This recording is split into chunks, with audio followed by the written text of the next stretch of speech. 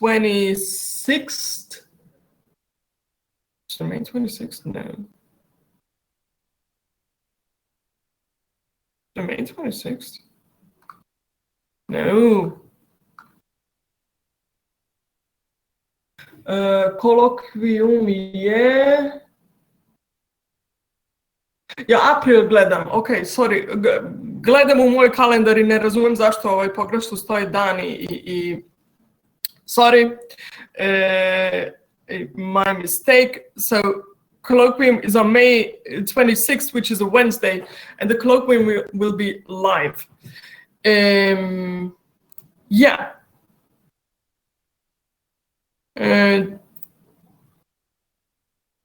Questions? No questions.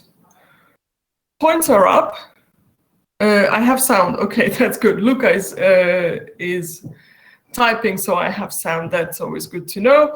I am sharing the pop quiz, and we are starting work. F5. Yep. Luca asks, will it be online or at the school? No, it will be at the school. That's why it is on Wednesday. So the second colloquium will be absolutely live. It will be a paper and your pen, and you will write down your answers. And just to make it clear, the second colloquium will have all the material. And when I say all. The first one, all the material for the first one, the text, the grammar, the pop quiz questions, first set, pop quiz questions, second set, the questions about you, about your town, more grammar, so everything. It's not going to be easy. It's going to be fun for me to correct, I suppose. Yeah, so the second colloquium will be live. Unless something spectacular happens, but nothing spectacular is going to happen until then. So please, pens at the ready. Where can we see our points? Well, that depends. They are on RF. We've put all the points in as far as I know. Let me just check.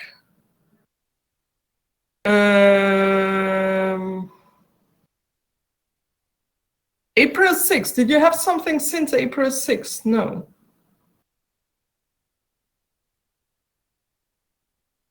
Jeste imali neki ekstra zadatak od 6. aprila? Gledam i ja gde ja to gledam? Gledam i ja od 6. aprila. Da li smo nešto imali? Nismo. 6. Ne, imali smo, čekajte, roleplay. Ne, roleplay, kako to bilo? Listening skills smo prebacili, roleplaya ima. Možda ja nemam najnovije rezultate, ali u svakom slučaju ja mislim rezultat prvog kolokvijuma je sigurno u RF-u, znači tamo vidite svoje bodove. Jedino ako vam još nismo ubacili te bodove za... Kako nismo ubacili te bodove? Za roleplay. Znam da ja sad pričam sa puno upitnika. Trebali smo da imamo listening skill, to vam je Čaba prebacio i onda je stavio roleplay da bude ranije. Znači ti bodovi od roleplaya bi trebalo da budu... Ja, tu su, april 7. 7. april, da, vidim, nisam izgubila rezultate, ali onda prema tome sve ove bodove bi trebalo da budu u RF-u. Ako me je sad, ko me je konkretno pitao? Luka Bašić-Palković.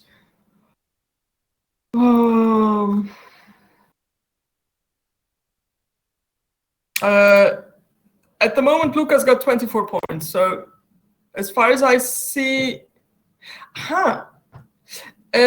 basically in RF we just enter the end result. or you just see the end result. But you know all the points because I upload them meanwhile. The points should be uploaded.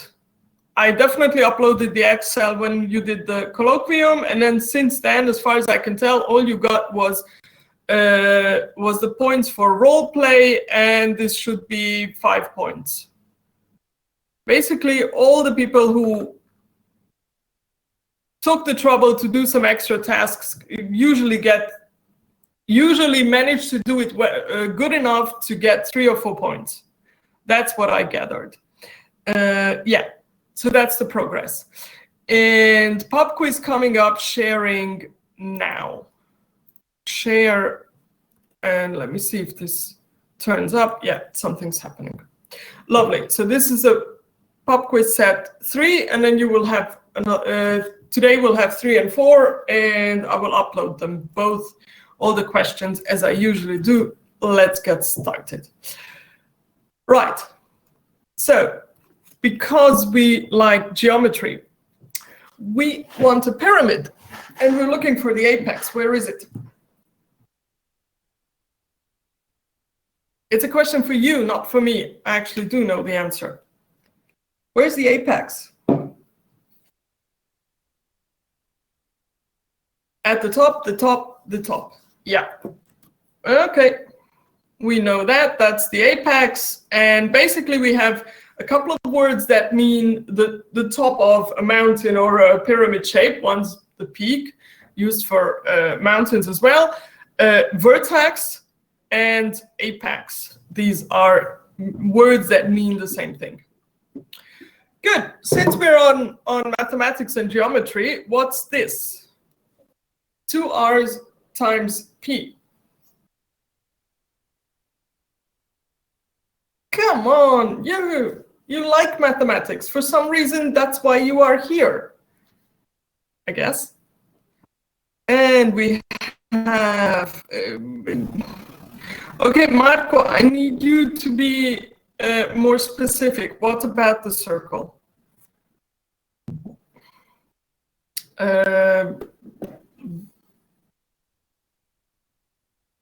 Circumference of a circle. Yes, Adame, I agree. Circumference, that. Good, so it's the outer rim of a circle. Back to stuff that I'm good at, which is English. And although this looks like Latin, ad nauseam, it is used in English. What does it mean? Give a little bit more context, Adam. You're on the right track.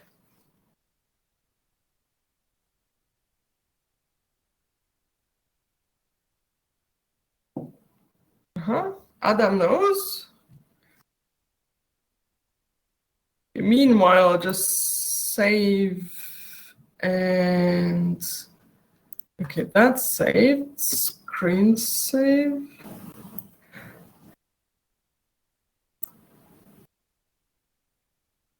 Sorry, I'm just logging.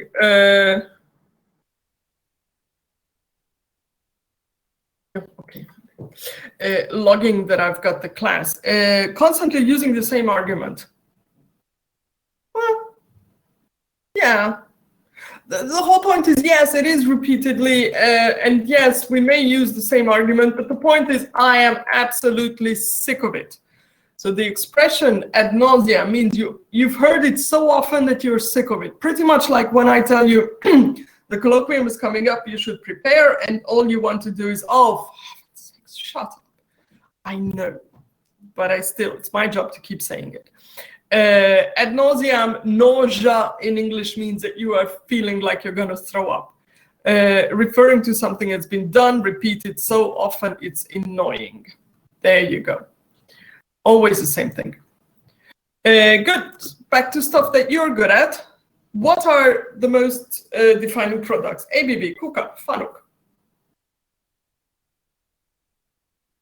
And the good news is we have them at the school. At least some of them.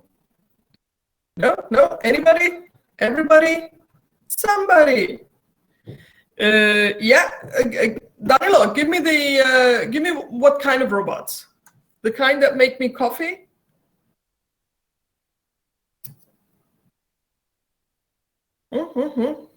Danilo typing.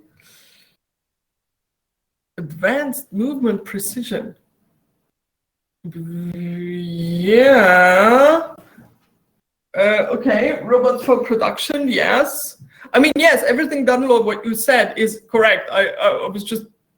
We just need the word. Where do we use them? For production, for manufacturing, industrial robots, yes. These are the ones. And I know I messed up the pictures. That's an ABB robot. The ABB's ones tend to be orange, so is the KUKA one, and FANUC tends to be yellow. And we have some downstairs at the lab number 8. This one is actually our image. So an image of our robot. Good. Back to general stuff. UNESCO. What's UNESCO? What does it mean if something is UNESCO protected? Oh, Sergey knows.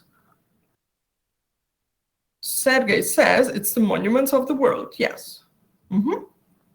And it is important. Yes. Quiz question. Do we have something that is UNESCO protected in Serbia? Do we have something that is UNESCO protected in Serbia? Ratko, šta je V, Viktor ili Vladimir? Vladimir, ja mislim. Viktor, sorry. Mogli ste da ispišete. Synagogue, no. Šljivovica, it is not exactly a cultural... So UNESCO refers to not products, but like historical monuments. You were right when you said monuments. Šljivovica isn't exactly a monument. It is probably one of our most important cultural treasures. I will agree with that. But we actually have 5 in Serbia. And these are the ones. Gamzigrad Romuljana, which is an old Roman palace. These are medieval monuments in Kosovo. Stari Ras and Sopoćani are monasteries. We have medieval tombs and another monastery. And this is Felix Romuliana. So this is a full-scale Roman palace, pretty well saved, and you can see a lot of details from the Roman culture. And it's actually not that far away from Subotica. It's within sort of 200 kilometers, 250 maybe, around Belgrade somewhere. Good. Moving on to stuff that you're very good at. R, in electrical science. What's R? Victor says, and Victor's absolutely right. R, resistance. Here's my absolutely phenomenal diagram for this R. Moving back to the Romans. What's a D?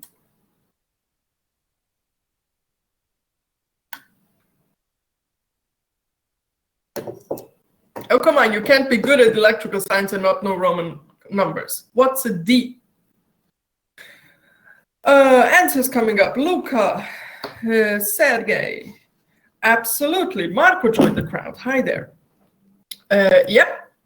So if D is 500, what's this number?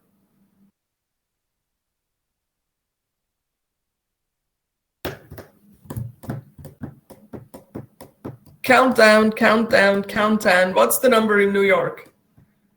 MDCLXIV is... Who's fast? Victor, Sergey, Luca? Is exactly right. 1664, New York, yes. Cool. And these were all the numbers that you needed. Brilliant. And again, moving on.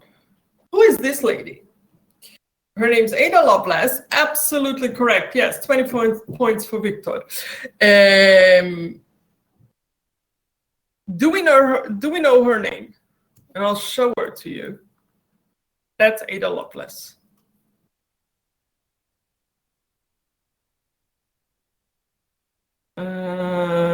Yeah, I'm just looking what's being machine simple to computer. Okay, similar to computer, I'm guessing. So she what? She made it, she read it, she wrote it, she what?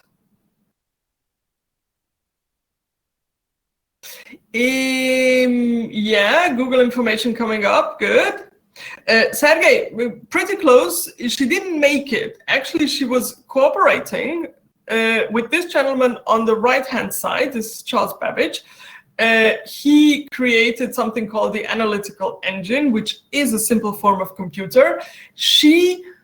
Her job was to sort out his notes and to write more notes on how this machine works. So she didn't create it as such, but she wrote about it and probably understood more about the functioning of the machine than the guy himself.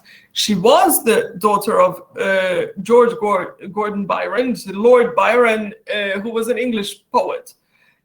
She was his daughter, although as far as I know, they never even met. So Byron wasn't exactly the fatherly type. But she married someone called Lovelace because that's what you did back then. She was able to study and then help out with Charles Babbage's work.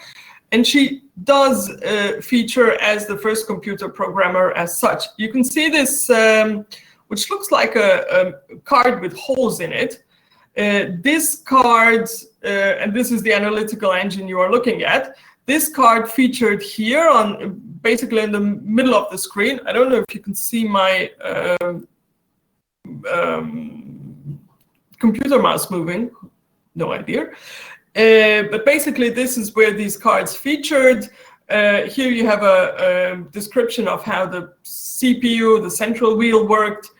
This is another description of the whole machine. So the whole thing was a big machine, and she was a,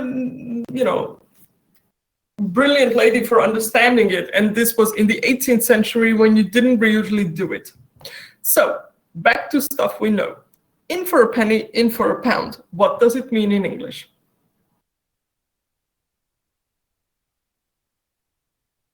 Open question to everybody. Oh, look, we lost somebody.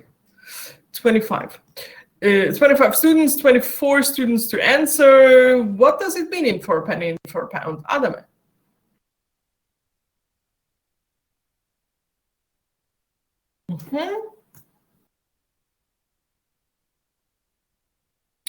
Doing something regardless of how big the reward is. Google, or did you know this, or did you put this together? Honest answer.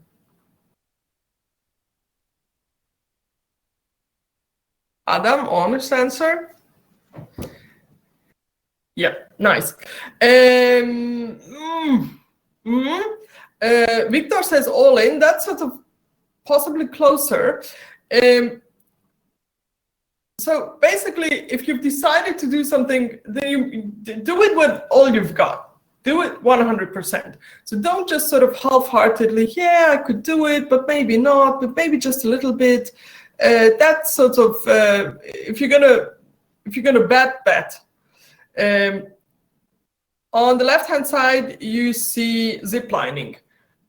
Maybe you've done it before. If you're sort of the scaredy type or you're not sure, then they will put a parachute on your backside to slow it down. But if you're gonna zip line, do it properly. To do it head first, Superman pose, and do it in actual zip lining. So that's the meaning of it. If you're gonna do it 100%.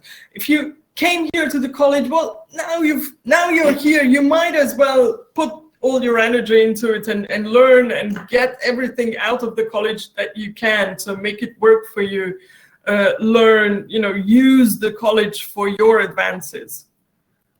That's the basic idea. Physics, you know this. What's the opposite of evaporation? 3, 2, 1. That's the opposite of steam. Adam went the right way, condensation. I'll show you my not so favorite condensation. This is when you have a cold window and a wet window, and then all the black fungus starts appearing. That's not the favorite one. This is my favorite one. The condensation that comes on a cold bottle of champagne or even better, a tap of cold beer. Yeah. We are moving on to a next expression, still English, still useful expression, go above and beyond. And I'd like a situation or an example.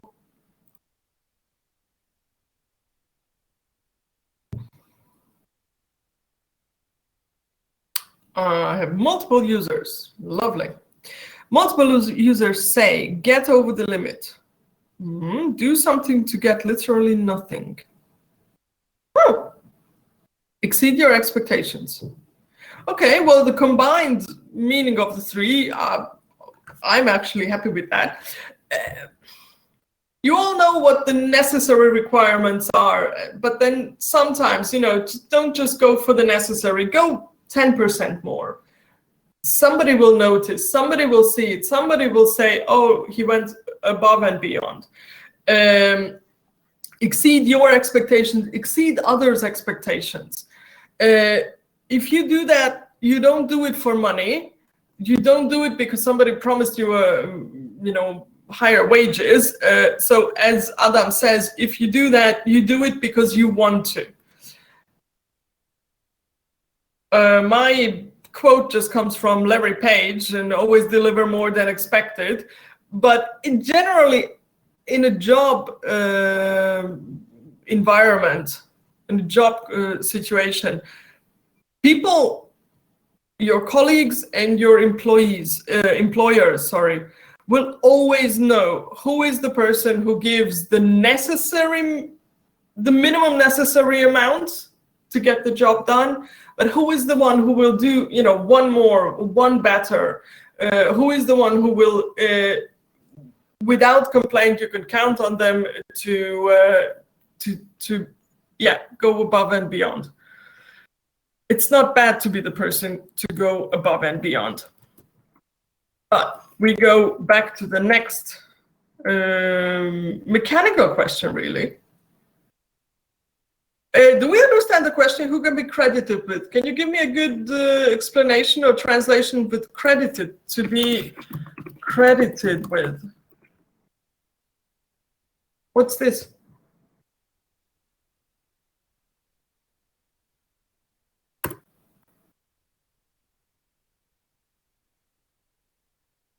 Aha, Tejas joined the crowd. Hi there. To be credited with means.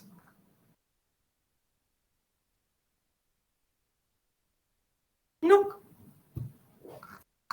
Okay, people are typing, and answers coming up in 3, 2, 1. Come on, somebody hit enter. To receive the praise and award for the work effort. Yes. So you are the one who did the work. They will mention your name, or you are responsible for having done something for this achievement. Absolutely. Nice Googling if that's what it was. Otherwise, I'm happy. So who can be credited? I got a name here, Robert William Thompson. I am absolutely not sure this is the correct correct name. This gentleman is the correct name. His name is John Dunlop, and I managed to spectacularly badly format this slide. John Dunlop, this is the first pneumatic tire you can see for a bicycle that was completely new. And then the real revolution was when they started using these pneumatic tires for cars as well, on the first Ford models. And then it just took off. The Dunlop company still exists, still makes tires, so there you go. We're still in the United States, and we want to know, when would you feel 100 Fahrenheit? Typically, what season? You can hear this in the movies. The temperatures are in the high 90s or over 100. Question is in which movies? In the summer movies or the spring movies? And correct answer is, Marco has another idea? No? Marco? Oh, come on. Late spring, early summer. Well, I would probably go with, whose answer was it? With Thea's answer. 100 degrees is over 37 degrees Fahrenheit. So I'm typically, yes, 37.7 Celsius, yes, sorry. Typically, this would be summer movies and very hot summer movies. I'm not saying you can't get 37 degrees in late spring, but probably only in the deserts somewhere.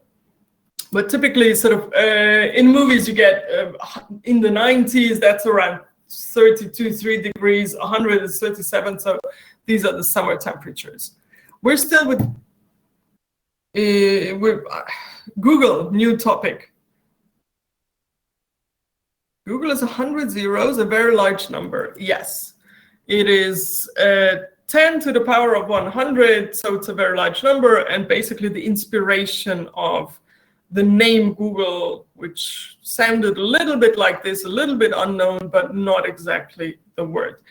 More questions.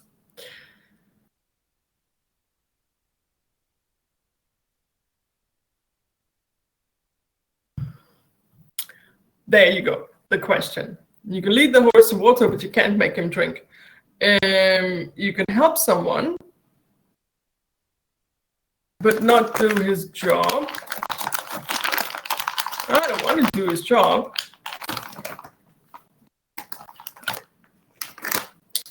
I'm looking for Luca's explanation. Luca says, a horse only drinks cool. Yes, absolutely. That is true, but that doesn't really connect with it. So the explanation is that even though you can help someone, even if you could offer help, and given you the best of your intentions, you can't make him take help. You can't force somebody to accept your help. You can't force somebody to be helped. All you can do is basically, the most you can do is offer your help or try to help. But if the other party doesn't want to, then that's pretty much it. Then we have nope. Okay, next one. Yeah, that's the explanation. Try to help someone, that they don't take advice, give up.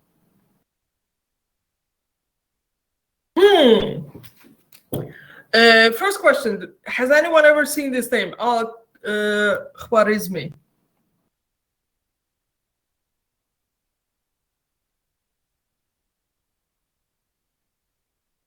Vladimir, he invented algorithms. I am impressed. That was too fast. Knew it or Googled it? Seemed to. We talked about him. With me? No. With whom? Now I'm getting jealous. Somebody else. In which class?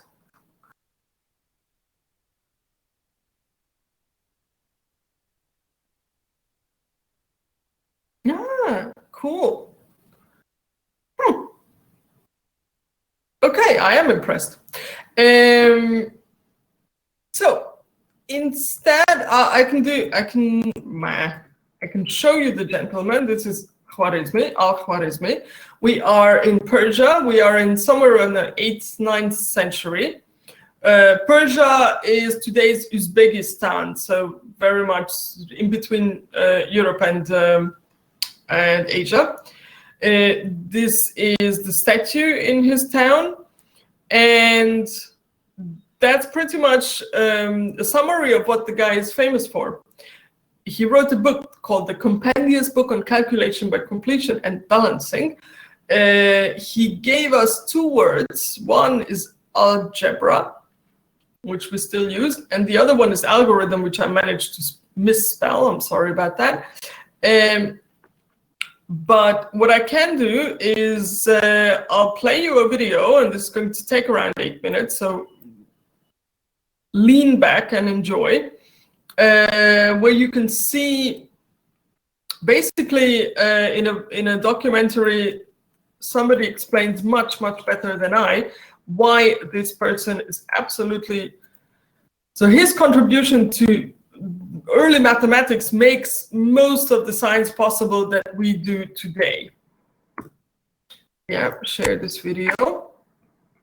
And this is, I'm going to turn it. I'm going to turn it into full screen. I'll show you half the video. Enjoy.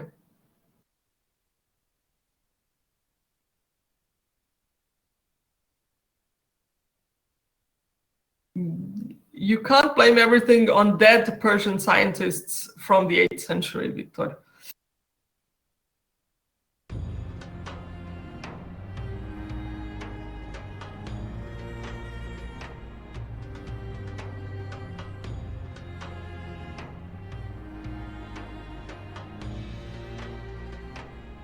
There have been so many great advances in science over the past 100 years. Everything from relativity and quantum mechanics to electronics, computing and space travel. But none of this progress would have been possible without the mathematization of science and the development of algebra. The term algebra can be traced back to the Arabic word al-jabr, which has its roots in the title of a manuscript written around 820 during a time I refer to as the Golden Age of science. This was the period between the 9th and 14th centuries when scholars in the Islamic world first applied the principles of mathematics to science. I'm Jamal Khalili, a British professor of theoretical physics, but born in Baghdad. I'm going to look at how the mathematical underpinnings of science apply today and trace their roots back to this golden age.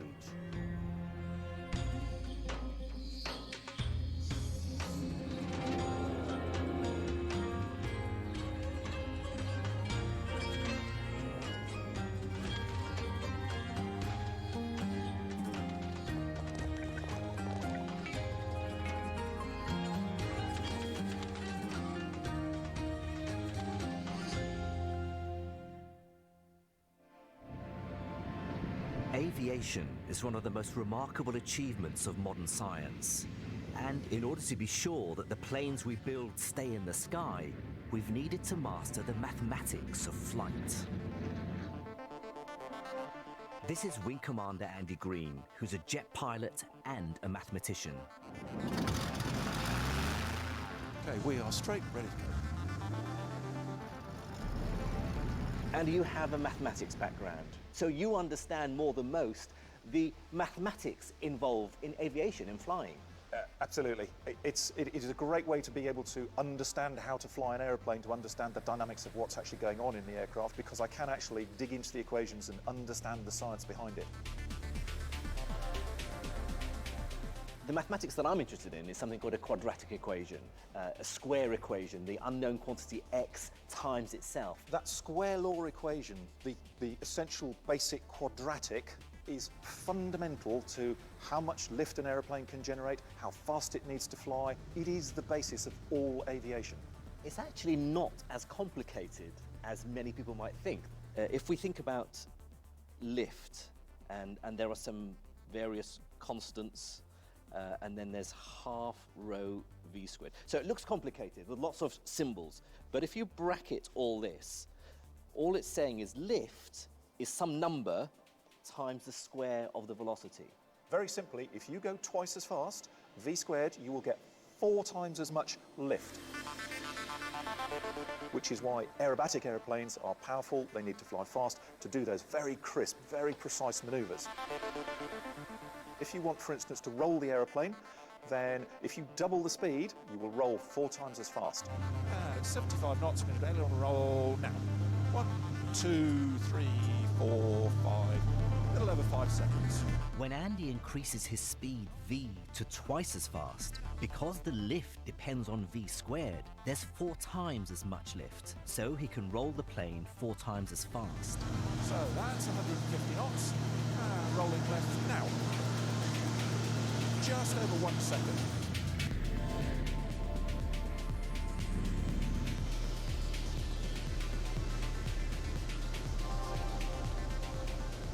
our modern methods for solving mathematical problems like these, involving quadratic equations, go all the way back to the Golden Age.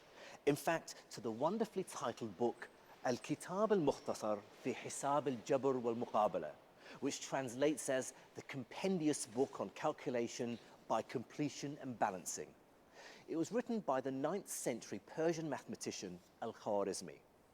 Now, Al-Khwarizmi wasn't the first man to solve quadratic equations. They go all the way back to antiquity. But he was certainly the first mathematician to provide the general method, the technique, the recipe for solving them, what we would today call the algorithm, a word derived from Al-Khwarizmi's Latinized name, algorithmus. He is also rightly regarded as being the father of the field of algebra. Even the term algebra comes from the word al-jabr in the title of his book. What's most remarkable about this mathematical textbook, though, is not that it has any equations in it, because Al-Khwarizmi wrote his whole book in words alone. Al-Khwarizmi's book contains many practical everyday problems of the time, such as dividing up land, paying laborers, or splitting up inheritance. Businessmen and traders would have found the equations particularly helpful. Qatari businessman Ali Sultan al-Hajri grew up in the desert raising camels and still keeps a herd today. So Ali, these are beautiful camels. Thank you. How important are camels in Arabian and Bedouin culture? Well, camels are very important in the Bedouin culture for transportation, for milking, for meat. It's very important, yeah. And if I wanted to buy a camel, I mean, what sort of price would they fetch? Raising camels is very expensive, you know, run between 50,000 to several million riyals. Wow. Yes. The beauty camels is very expensive. You're talking about several millions, you know. It's not, this is jealous again. They're See? both jealous, yes, Yes. they want the attention. So it's very, very important. I mean, very expensive, around up to 20 million riyal. Yeah, maybe more. A simple one is maybe 5,000, 2,000. I ask you this because I want to use the value of a camel to carry out a particular mathematical calculation. Wow. I want to give you a problem and show you the sort of thing that Al-Khwarizmi wrote about in his book of algebra. I'm going to use the example of a man who dies owning just one camel, which of course has to be sold. Now, what if that camel fetched 80 dirhams? The man has a friend to whom he bequeaths a quarter of his money. He leaves a widow to whom he bequeaths 1/8, and he has 3 sons. How much does each son get? He would set up the algebraic equation where the unknown quantity, the thing, al-shay, is part of the equation. This is what we would call x in algebra today. So the way I would write it is 80 equals 80 divided by 4 plus 80 divided by 8 plus 3x. 3 sons, each receiving x. That's what we have to work out. Al-Khwarizmi worked through the algorithm, the recipe to work this out. So if I simplify this, I have 80 equals 20 plus 10 plus 3x. So 80 is 30 plus 3x. I take the 30 to the other side. 80 minus 30 equals 3x. 50 equals 3x. And so x is 50 over 3, which, if I'm correct, is 16 2/3 dirhams. This sort of algebraic equation was something very complicated for people at the time. Al-Khwarizmi showed the recipe for carrying out very important calculations that would have been used in everyday life. That's right, isn't it?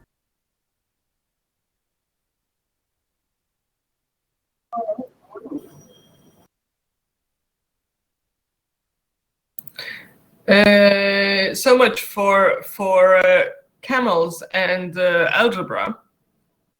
I don't know about your math classes. Nobody ever explained to me why we are always searching for x. And this is a very simple problem, especially almost, 1,100 years ago. The whole documentary is another 12 minutes or so. It's, 15 minutes. It's called Science in the Golden Age. And if you are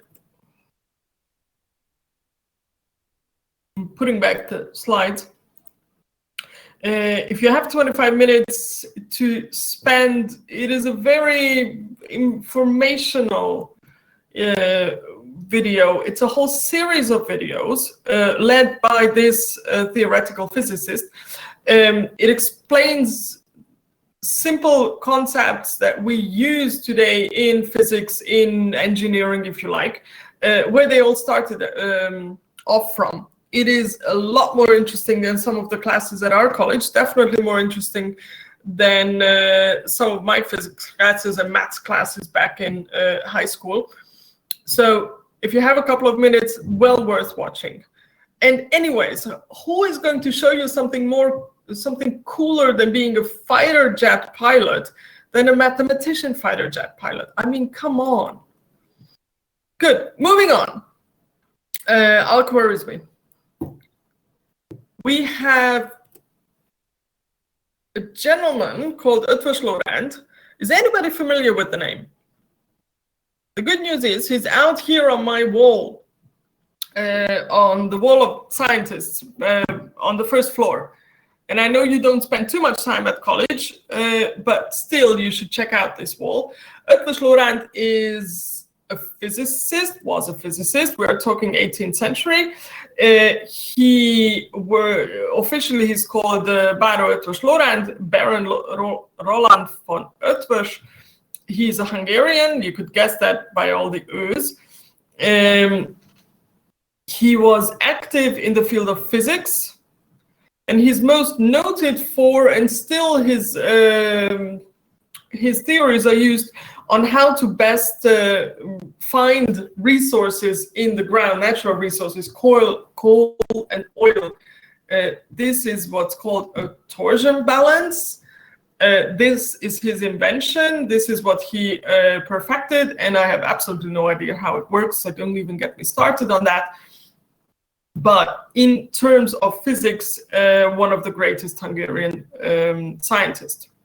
All right, back to stuff you know. What language do we speak in Quebec? Going back to Sergei, not that century, one back. French. We speak French in Quebec. Absolutely right. And there's Quebec, there's Canada. Still geography. Where was the Titanic built? Okay, Victor knows. Let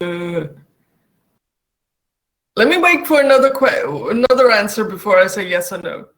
Can you be more specific, Sergei? No. No, it isn't. Titanic, Victor Googled. Yeah, Victor, that's an interesting question. So this is the Titanic Museum. It is located in Belgrade. Belgrade. No, it's not in Belgrade. It is in Belfast. Sorry. So Belfast, if you have a map of Ireland in front of you, Belfast is practically the top right corner, which is Northern Ireland, which politically belongs to the UK. So Sergei, in this case, was absolutely right. Technically, it's on the island of Ireland, so Victor was absolutely right. It was the most important shipbuilding place in the 18th, 19th century. This picture is small, but I'll tell you what you're looking at. So you have this huge paddle, this one, which directs the ship. It gives it direction and ability to turn. This is the dry dock in Belfast, and these are the people who were building it. So just so you can see the scale, and obviously this is where the ship's hull goes. In this image, you can see the offices of a company called Harland and Wolff. Harland and Wolff were the ones who designed the ship, the Titanic. It was designed and built based on these gentlemen's drawings, and this is what people spent their lives on, standing around huge tables and actually coming up with the measurements, coming up with the, well, basically all the measurements that are going to keep the whole ship afloat. Didn't quite work out for the Titanic. This is an aerial shot of Belfast, of the Titanic Quarter, this is called. Here, the silver building in the middle. Silver, yellow, nah. Oh, for God's sakes, can I not go back? Hang on. What's happening now? I stopped the presentation. Yes, I stopped the presentation because I wanted to go back 2 slides and I can't. God's sakes. Slideshow. Current slide. Yes. Share slides. Oh, come on. Share slides, share slides. That's what I wanted to do. Sorry. Are we back? Yes, we're back. So the silver building in the middle, that is the same Titanic Quarter, Titanic Museum that I just showed you.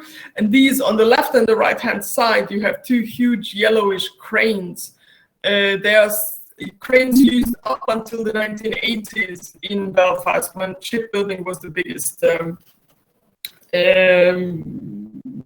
employer of the city. And actually, fun fact, so you see the silver building in the middle, and then you see this long grayish building just in front of it, and 2 or 3 long grayish buildings, if you would keep going left, those are the film studios where Game of Thrones was filmed. Belfast Film Studios was one of the prime indoor filming studios, film locations. So Belfast. Okay, I showed you these birds once. I'm showing them to you again. Question is, what kind of birds are these? And where do they come from? And what's the capital city there? These are kiwis, and here's the official question. What's the capital city of the kiwis? Technically, that's a country. Auckland is not the capital city. Let's give it another shot. Do we know any other city in New Zealand? Quick Googling, quick looking at the map, and correct answer coming up. There it is, Wellington, just on the tip of the what's creatively called the North Island. Of course it is. Here you have an aerial shot of Wellington, a downtown shot, which surprisingly looks like any other British city anywhere in the world. And this is the coolest airport ever. I don't know if they still have this up, but this was certainly on sort of in the 2010s when Lord of the Rings and Hobbits was very much up. Okay, so this much for part 3. And now I am shutting this off again. And I'm going to find part 4. Yep. And sharing. Good, moving on. Yes. Shared. Who created the steel girders inside of the Statue of Liberty? And I'm going to show you what the steel girders are. So basically, the steel structure inside the Statue of Liberty, this is what we are talking about. Here you see a sketch. Who did this? That's a very wide definition, Victoria. Can we be a little bit more specific? Or I'll give the question to your answer. Who gifted the Statue of Liberty to the Americans? The French. So it was a French gift, but that still doesn't mean still doesn't give us information about the steel structure, because the whole point is, if you have a huge statue, and this is a huge statue, one with a raised arm, the logic is it's going to topple over. And the question is how not to topple over. So they had to create an interior steel design that's going to hold it up. No takers. These are further shots. I'm assuming somebody's Googling, so you might as well come up with the answer. Steel structure inside, on the outer, I suppose it was a combination of different materials. Here you can see this is obviously an outer scaffolding, but even in here you see the steel structure of the torch itself, and then on the right hand side the whole torch. I think this one was refurbished not so long ago. Yeah. Answers. Who is a French gentleman famous for spectacular buildings made of steel? Come on, be creative.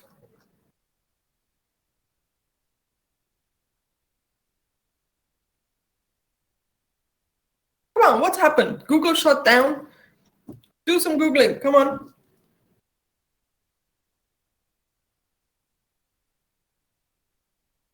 I have about 5-6 people active, which I'm very grateful for, but that still means 20 people are absolutely as passive as it goes.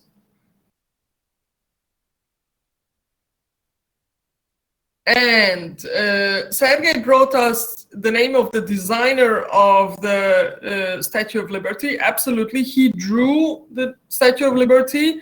He created the statue from the outside, but the person responsible for the interior steel structure, which was the original question, is 3, 2, 1. Sergey knows. Okay, Sergey, that's a new name to me. It isn't. It is a French gentleman, somebody you know very well. Possibly you've seen other of his works. It is the same gentleman who created a very large tower for the World Exhibition in Paris. It is Gustave Eiffel. Is exactly right. So they went for the person who had most experience in creating steel structures. And if Eiffel wasn't experienced in creating steel structures, then nobody else was.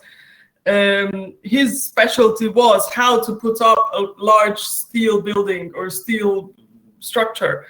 And they asked him to make sure that this whole Statue of Liberty doesn't fall over, doesn't topple over. Where else can you see stuff by Gustave Eiffel? The Eiffel Tower, yes. Can you see something closer than that? Something that he designed?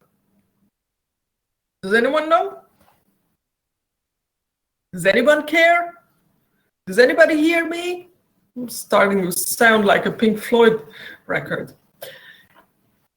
If you're ever out and about, like post-corona in the real world, in Budapest, the West Railway Station is a very spectacular building full of glass and steel, and it was designed by Gustave Eiffel.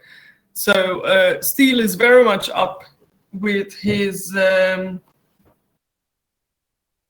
is it?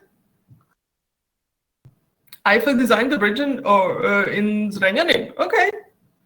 I'll have to Google it up. I wouldn't know if yes or no, but lovely to know. Good. I'm going to move on to the next question, which may or may not be more interesting to you. What's in Ingolstadt? I have car fans, do I? Yes, absolutely right. Audi is in Ingolstadt, and there's an Audi museum in Ingolstadt, obviously. The old ones, that's the factory area. Yeah. Where can I find the piston? In the cylinder, in the motor of a car? Yeah. Do we know the full name of the engine? The not diesel engine. Motor na unutrašnje sagorevanje. Does anyone know? Okay. Yeah, parts of it. Unutrašnje? Yeah, we have all the Lego parts. Exactly. Internal combustion engine. Lovely. English. What is a watershed moment? A watershed moment. I'll show you. Any takers? 2 seconds. Do we know what a watershed moment is?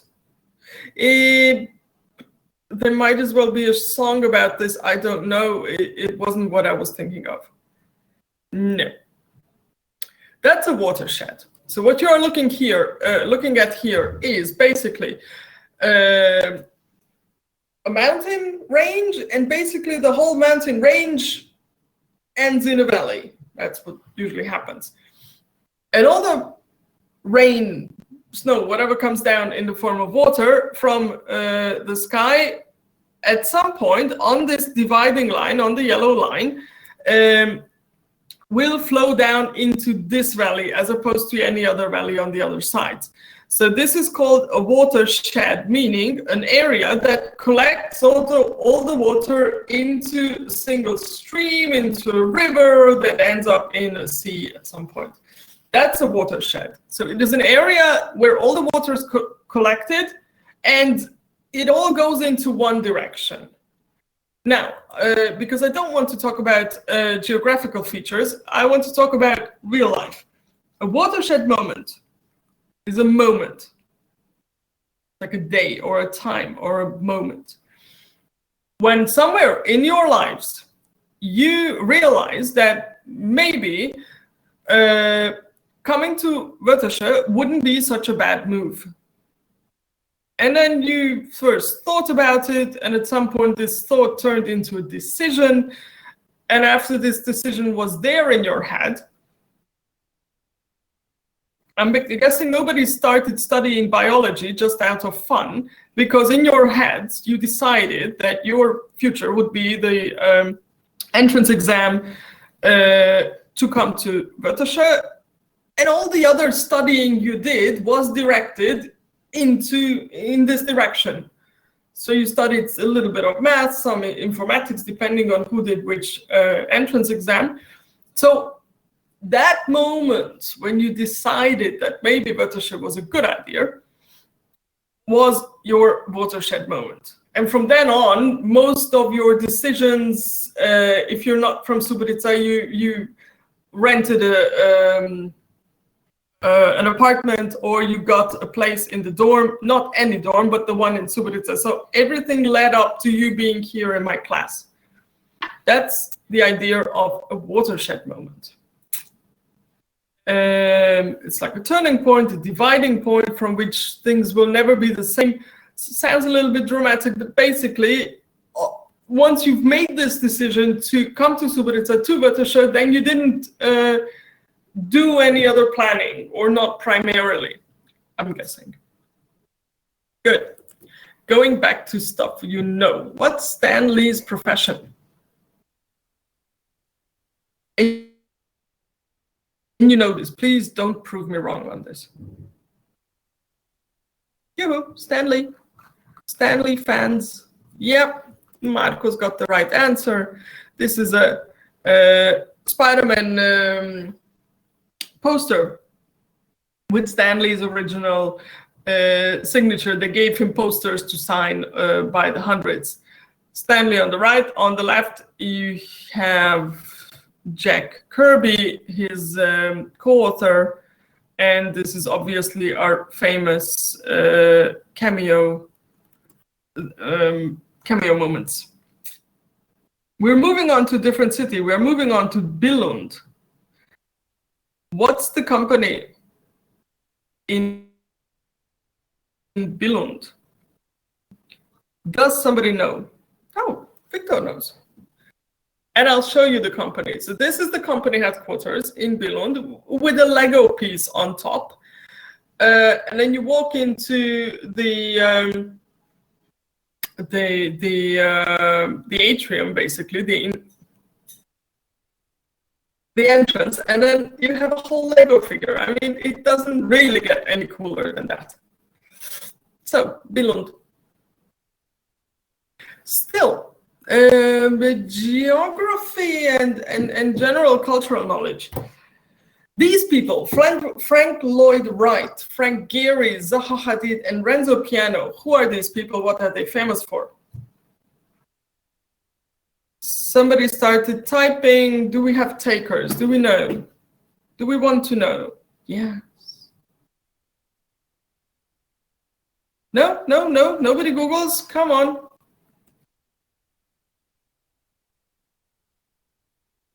Show you this. Okay, Victor is typing.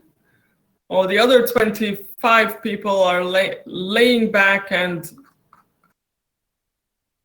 taking it very passively. So what you're looking at is a building, surprisingly, a fancy building in the middle of a forest with a waterfall, because that's what usually happens. You make a cabin in the forest with a waterfall. This is designed by Frank Lloyd Wright. It is one of his most famous buildings. He was an architect, and so was Frank Gehry. The silver structure on the top you're looking at is the museum in Bilbao and in Spain. Why wouldn't you want a museum that looks like a bunch of silver waves?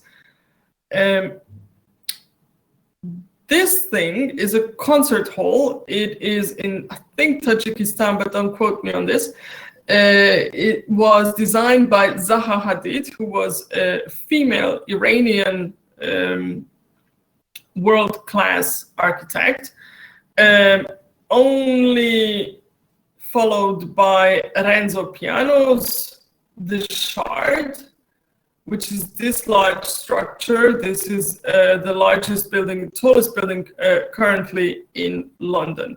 So these four people were famous, most of them still active 20th century architects. Now, most of them active, no. Frank Lloyd Wright died a long time ago. Zaha Hadid died 3 years ago, and the other two should still be active.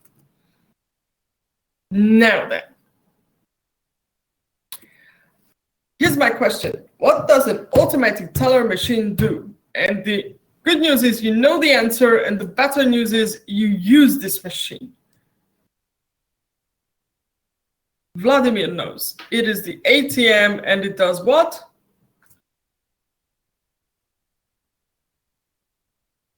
What does it do?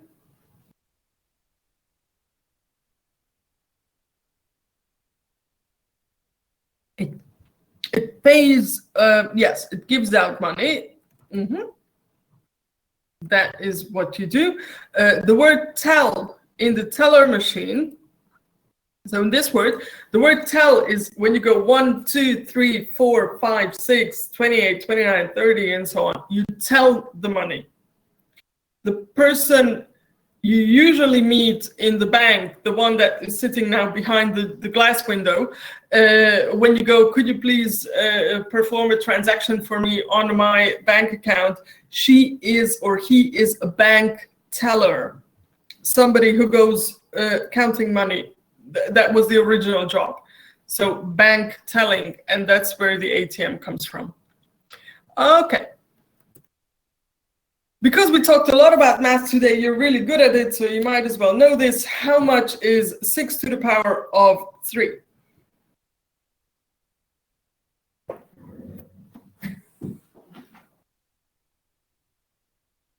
Woohoo! Math people, come on. Oh, Adam was quick. Adam was correct.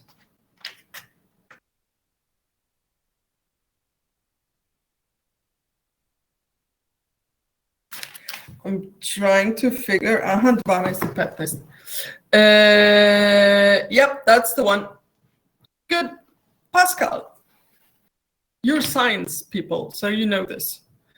What do we measure? Yep. That's exactly what we mean. We measure pressure.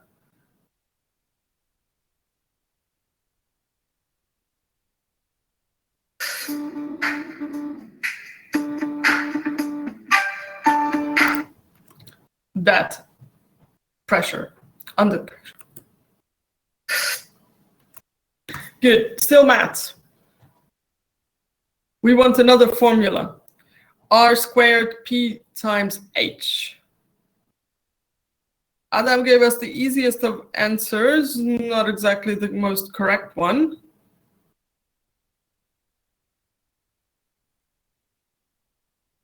We have people typing. We have another word. Okay, can you combine your answers, please, into a correct one? So we have circles, we have volumes, and then we have a sphere. And I'm trying to. Do we have anything else? Because so far we've had guesses, not very correct ones. I'm giving it another shot, and 3, 2, 1, that's the one.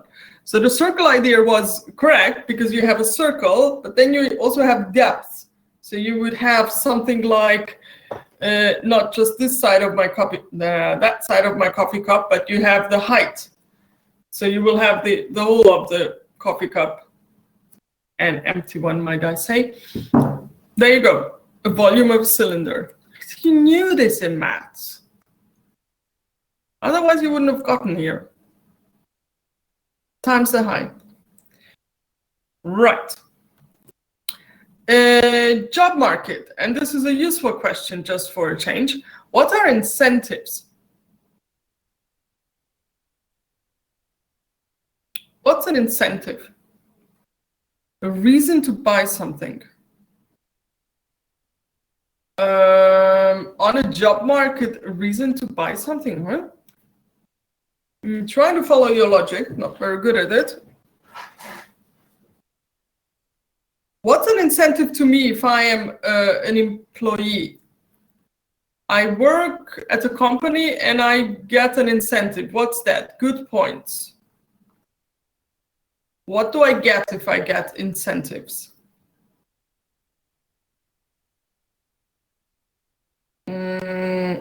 Vladimir joined. I get something. Yeah, I get something. A motivation to get something. Something that stimulates you to do your job better. Okay. Vladimir knew it or Googled it? Come on, honest answer. Okay. Yes, and I'll agree with Vladimir. So an incentive is a sort of motivation. A motivation to do my job better. And then it is basically the question of the company. How, they should know me well enough or know, be able to motivate me so that I do my job even better. How do they do that? So some people can be motivated by getting 2 days off. And then you say, oh, wait, this is a brilliant company because I get, if I need a day off, I can just take it and nobody's going to ask whether I'm going shopping to Segadin or, you know, just staying at home doing a Game of Thrones binge. That's one form of incentive.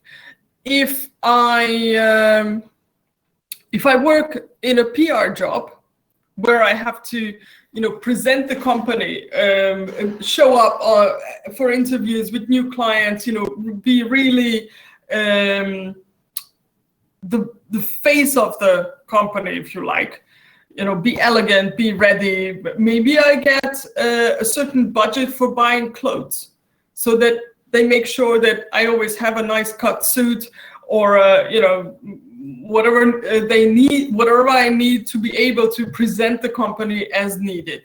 Maybe I can, an incentive would be that they will pay for a workshop or for a course so I can learn a new programming language that will make me as an employee even more valuable. But I got that knowledge, so I got the chance to go and learn something for free. So those are the types of incentives that it is the company's job to figure out how they can best motivate me. Or you hear this often in American movies, thank God not in European ones, and not many. Because in Europe, mostly medical insurance is by law given to you. But in the US, it isn't. So if they offer a job with medical insurance, that's a huge incentive. That's a huge bonus, if you like, that you get medical insurance, or you get some travel allowance, which means an allowance is an amount of money you can use for traveling. So incentives are basically very good things in the job market. It is what you want. It is a way that a company can motivate you as an employee. Some companies, and I know specific examples here in Subotica, they take the whole team out for rafting, 1 weekend rafting on Tara or wherever, pre-corona. That's a brilliant motivation. Hey, I mean, my company is taking me on an excursion. It's a sort of team building, and it is the company obviously did the math, how much a rafting weekend on Tara costs, and then how much more the employees will appreciate it. And obviously appreciation will be higher, so it makes it worthwhile. Incentives are physical ways of motivation. And I know you're going to say motivation is 10% raise to get more wages. It isn't always. So an incentive is not a raise. An incentive is other forms of how to make sure that you are a happy employee. And a happy employee usually does better work, so there's a whole logic in that. Okay, benefits, promotion, job satisfaction, trainings you can do. There you go. We're back to science. Three-dimensional image created with a laser beam is called 3, 2, 1, a hologram without the question mark, please. That's a hologram. That's the famous one. And if you don't know where it comes from, just watch Star Wars. English, sine qua non. I know it looks terribly like Latin and you hate me for it. You can, but it is used in English. That's why we're doing it. Sine qua non is an expression that means what? Sine means without. Qua means what, and you can guess the rest.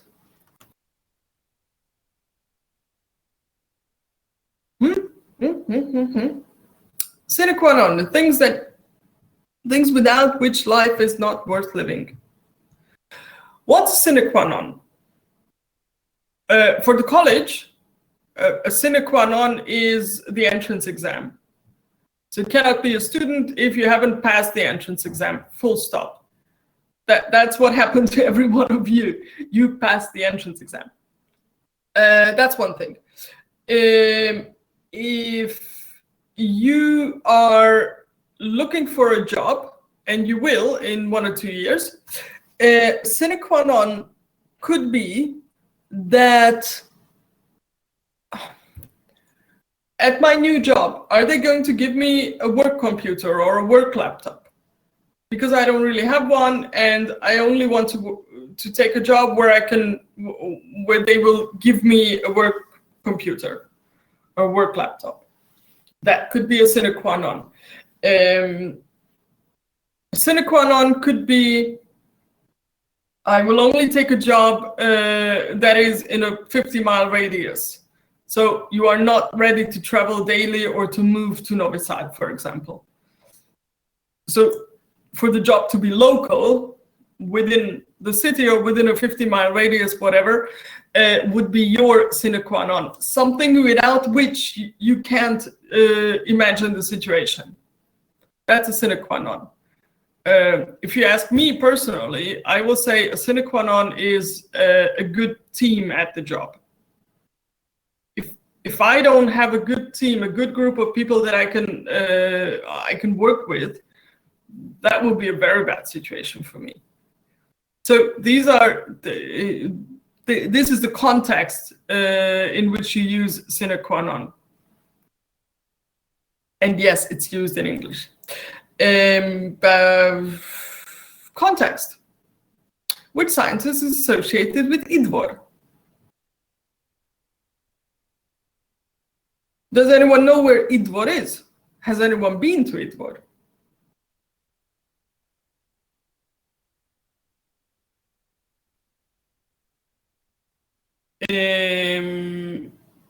Okay, Victor said Pupin. Is it? Yes, absolutely. Do we know where Idvor is?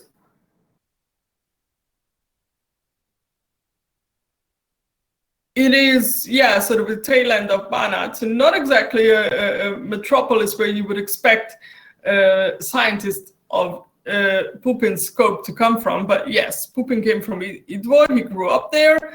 Narodni dom Mihaila Pupina. I'm not perfectly sure what this building is. It's not his home. It's not his birth house.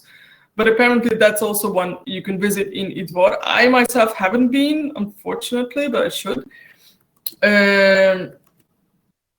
But Pupin is one of the greats in Serbian Yugoslavian science in long-distance telephone communications, so telecommunications. He was one of the people that founded an organization, the National Advisory Committee for Aeronautics, which turned into NASA. So we have a local Vojvodinian at the very birthplace of NASA, which is absurd. He won a Pulitzer Prize for his autobiography back in 1924. He also was the honorary consul of Serbia. And then he did advise on where the borders should be drawn. We are talking about the end of the First World War, the Paris Peace Conventions, and the whole idea of basically when current shape of Vojvodina was realized. Whether the border itself was going to go 20 kilometers east or west of the current border with Banat, or whether we would have Segedin included in the Serbian, in the kingdom of Serbs, kak se zvala ta zemlja? Serbs, Slovenes and Croats, whichever the order is. I'm sorry, can't think of it right now. But the point is that Pupin advised on the borders, Kingdom of Serbs, Croats, and Slovenes. Thank you. So basically, that's why Subotica is here where it is, and the border is there where it is. Good. Our Pupin. Next one, we have Dyson. Who is Sir James Dyson, and what product is he associated with?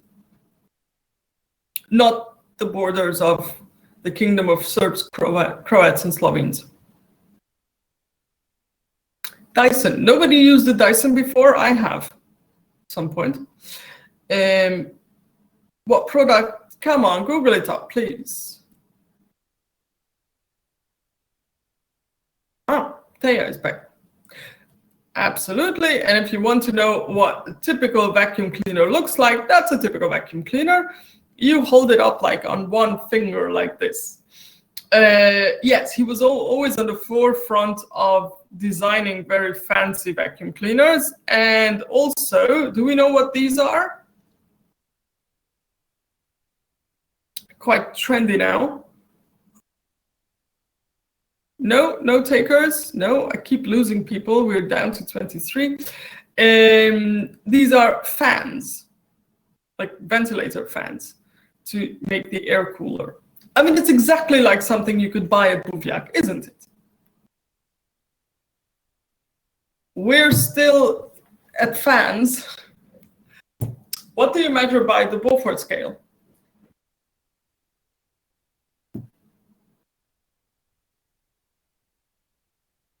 Well, what could you possibly measure by the Beaufort scale? And this is the point when somebody starts Googling.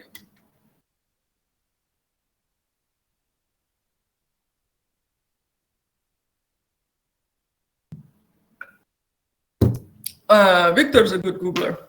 Wind force, absolutely. Here you have a huge list. It goes from calm, and smoke rises vertically to basically destruction of everything, living beings. I like this image better.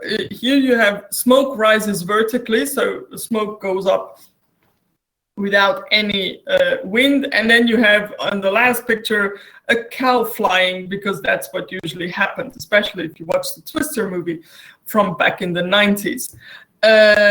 That's what the Beaufort scale does. Gaudi. Who's Gaudi, and where does he come from, and what nationalities, and what works of his can I see?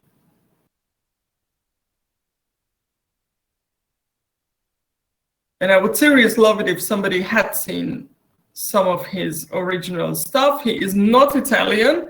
You'll have to go a little bit further than Italy. Where do you have to go? You have to go to Spain, yes. Do we know where in Spain?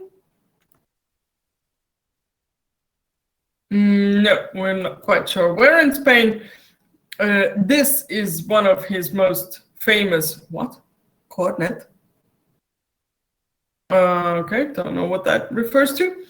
This is one of his most famous buildings, the Sagrada Familia. It is in Barcelona. So, if you want to catch a game of football and do some sightseeing, Barcelona is a good place to go. And if you are by any chance somebody who likes reading, and promise you, some of you were, Dan Brown's Origin, ima ga na srpskom, ali nisam popuno, da li se zvao izvor? To bi se trebalo da poguglam kako je preveden naslov, ali ima ga na srpskom. It is a brilliant novel, as Dan Brown's novels are. It talks about the main character is an AI, so it's an artificial intelligence, and it takes place Izvor. Yes, the Izvor. It takes place in Barcelona. That's why the Sagrada Familia is on the cover. It's a brilliant book. If someone has read it, it's classic Dan Brown, intelligent, exciting, and very, very informative. Again, informatics, AI, potentials of AI, good book to read. Company that you will very likely use in your life.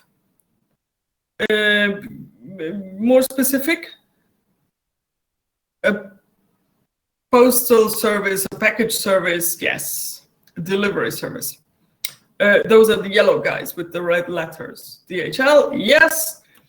And then I promise you this is the last question. We have three names. Vladimir Popic says chess.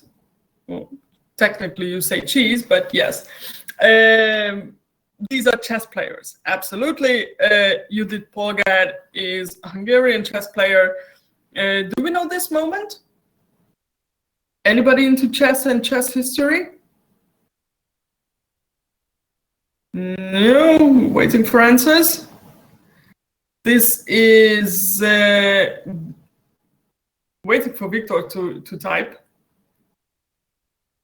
He played with the computer, yes, and the first time in history that a computer won against a human being. So, yeah, you could say it's a huge advancement or the beginning of the end, whichever direction you want to look at it. And that is Judith Polgár. Good. So end of part 4. I'm just going to plug in my computer because it's going to say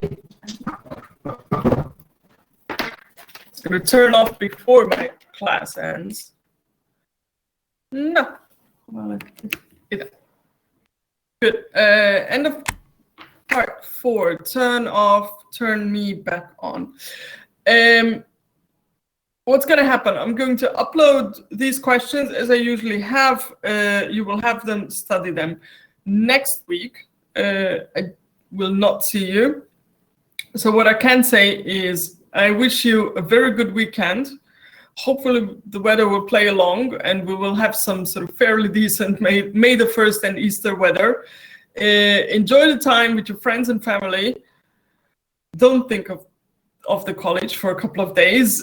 Relax and hopefully this will be the first time we get to have, you know, a proper spring and get out of this darkish, coolish Corona times. So enjoy, and I'm going to see you in 2 weeks. Any questions, as usually, find me, and I'll upload the questions. Okay, end of class. Have a good time. Go get some lunch. See you in 2 weeks.